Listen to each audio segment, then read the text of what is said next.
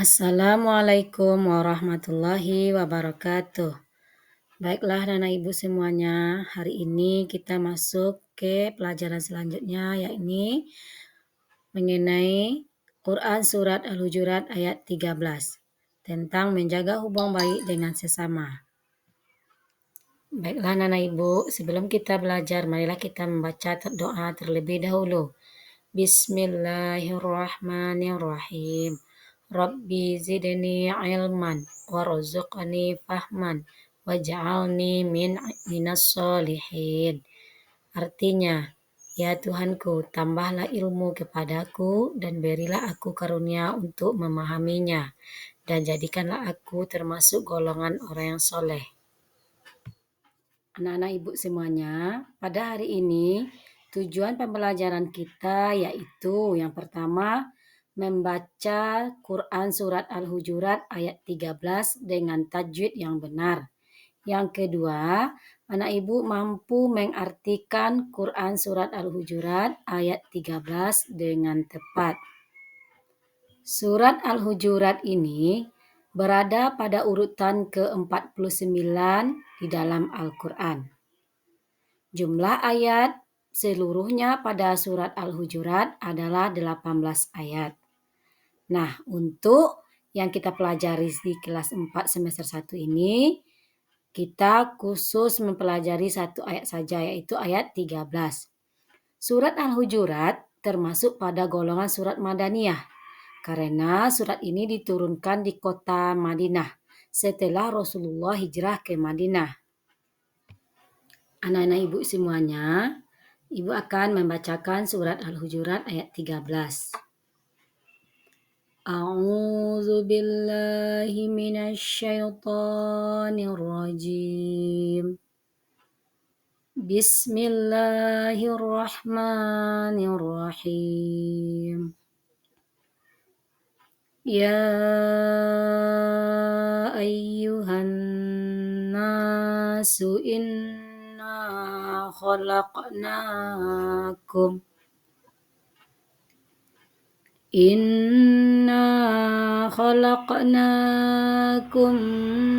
min dzakarin wa untha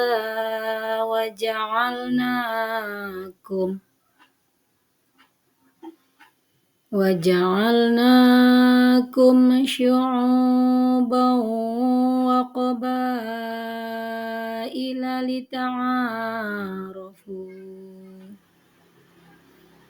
إن أكرمكم عند الله أتقاكم Innallaha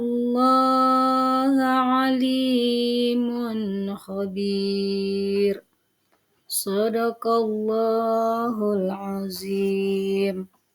Ketika kita membaca Al-Quran, hal yang utama yang harus kita perhatikan adalah tajwidnya. Anak-anak ibu semuanya, apa itu tajwid? Ilmu tajwid adalah suatu ilmu yang dipergunakan untuk mengetahui tempat keluarnya huruf atau makhraj, sifat-sifatnya, dan hukum bacaannya.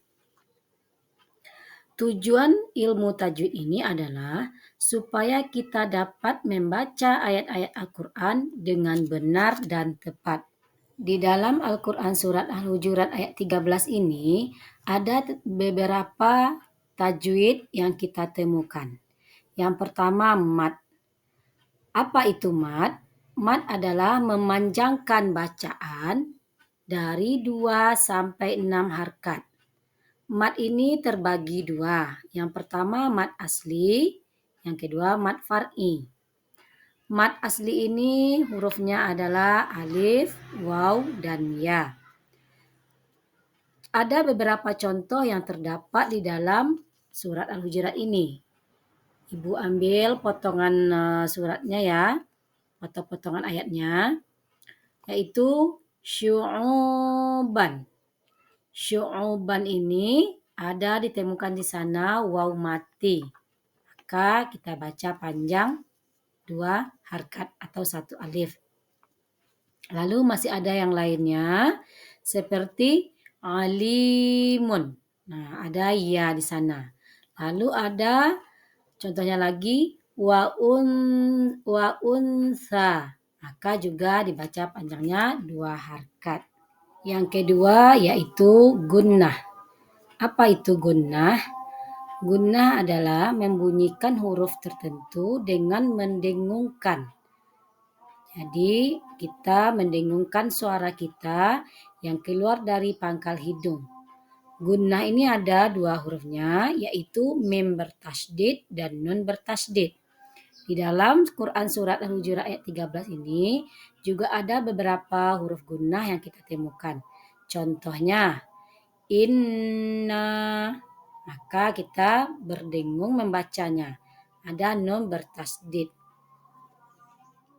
Yang ketiga yang terdapat hukum bacaannya adalah qalqalah. Apa itu qalqalah? Yaitu memantul. Berarti kita membaca hurufnya memantul.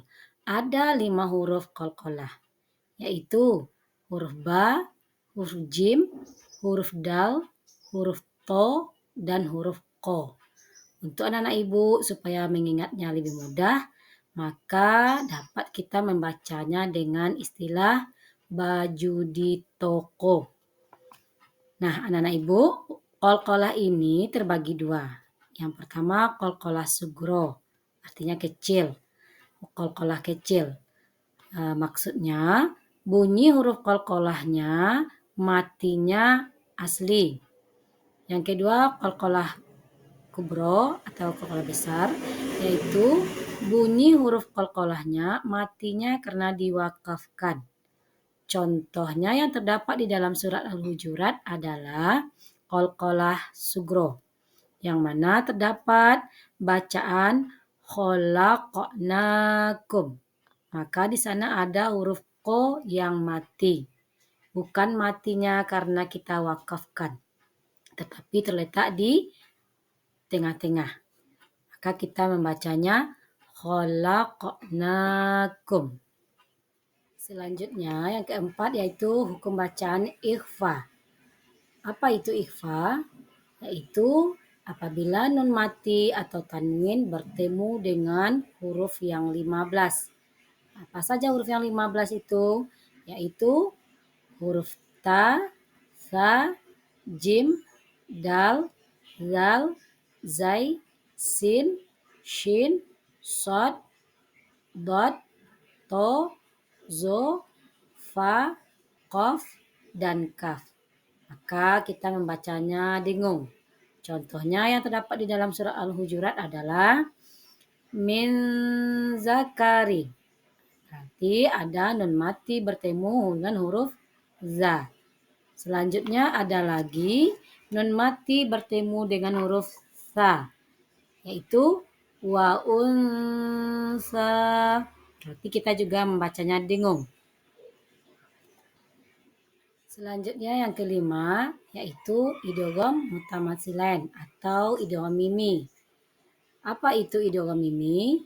Yaitu apabila ada mim mati bertemu dengan mim berharkat, maka mimnya kita tasydidkan. Contoh bacaannya yang terdapat dalam surah Al-Hujurat ayat 13 adalah khalaqnakum min. Nah, berarti di sana ada terdapat mim sukun atau mim yang di mim mati bertemu dengan mim berbaris di bawah. Maka kita membacanya ditasydidkan. Anak-anak ibu semuanya, setelah kita membaca Al-Quran surat Al-Hujurat ayat 13 dengan tajwid yang benar dan tepat, maka sekarang kita juga harus mengetahui terjemahannya atau artinya. Surat Al-Hujurat ayat 13 ini memiliki arti yaitu, wahai manusia, sesungguhnya kami telah menciptakan kamu dari seorang laki-laki dan seorang perempuan. Kemudian kami menjadikan kamu berbangsa-bangsa dan bersuku-suku agar kamu saling mengenal. Sesungguhnya yang paling mulia di antara kamu di sisi Allah ialah orang yang paling bertakwa. Sungguh Allah Maha Mengetahui lagi Maha Teliti. Dengan mengetahui arti surat Al-Hujurat ayat 13 secara menyeluruh, maka kita juga harus bisa mengartikan ayat 13 ini per katanya atau potongan ayatnya. Baiklah, anak-anak ibu coba perhatikan. Yang pertama ada bacaan ya ayyuhan nasu. Apa artinya itu? Artinya wahai manusia. Yang keduanya inna khalaqnakum. Apa artinya? Artinya adalah sungguh kami telah menciptakan kamu. Selanjutnya min zakarin. Nah, min zakarin itu artinya dari seorang laki-laki. Lanjut, wa unsa artinya dan seorang perempuan.